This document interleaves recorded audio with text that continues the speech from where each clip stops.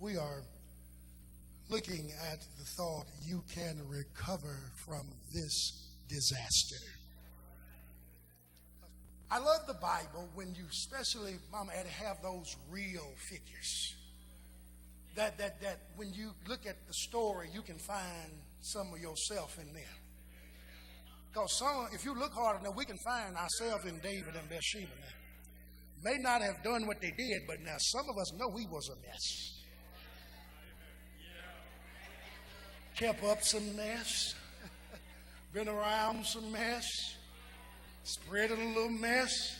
Y'all know how we spread, man. You know, you don't tell nobody you heard that from me.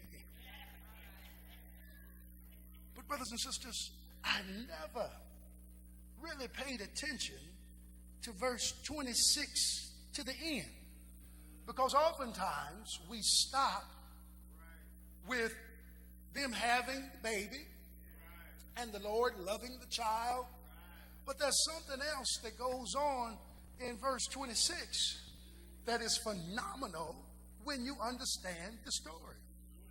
It says, meanwhile, Joab fought against Rabbah of the Ammonites and captured the royal citadel. Listen to this. Joab then sent messengers to David saying, I have fought against Rabbah and taken its water supply. Now muster the rest of the troops and besiege the city and capture it. Otherwise, I'll take the city and it will be named after me. So David mustered the entire army and went to Rabbah and attacked and captured it. David took the crown from the king's head and placed it on his own head.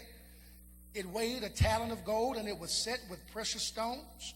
David took a great quantity of plunder from the city and brought out the people who were there, consigned them to labor with saws and with iron picks and axes, and he made them work at brickmaking. David did this to all the Ammonite towns. Then he and his entire army returned to Jerusalem. Now, let me just put this within a total story context, and then you can shout. David sinned hard against God. He sinned hard against God. In fact, he sinned so hard against God that the prophet Nathan goes to him and said, now the Lord has given you this, that, and that. He would have willingly given you this, that had you had fun, but you had to go out and do what you wanted to do. Nathan says you're a sinner and you ought to be ashamed that you sin. That's basically what I'm putting it in our own language. David, I've sinned, Lord. I've sinned against you. God said, I forgive you. The baby has to die, but I forgive you. Here it is. He goes, he and Bathsheba, now honored as his wife, have Solomon, whom the Lord loves. You came from a mess. You came from sin. You got to redemption. The Lord has blessed you. Now, go on over there and get the land.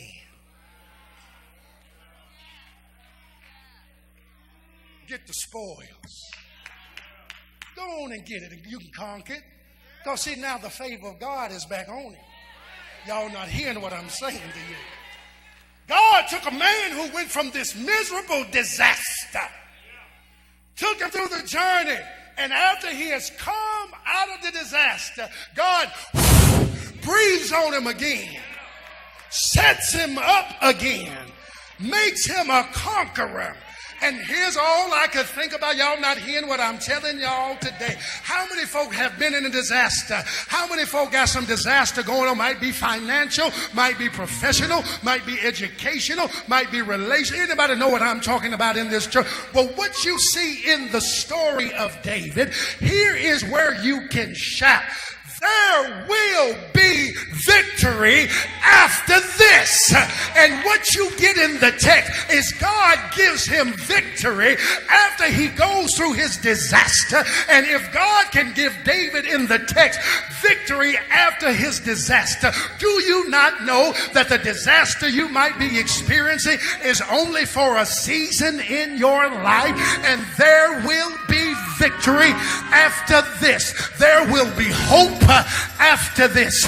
There will be a breakthrough after this. Somebody better hear me in temple today. There will be a turnaround after this. Anybody believe it today? But you have got to go through the process just like David went through the process. But there is a hope. Somebody holler out after this. In fact, tell your neighbor there is victory after this.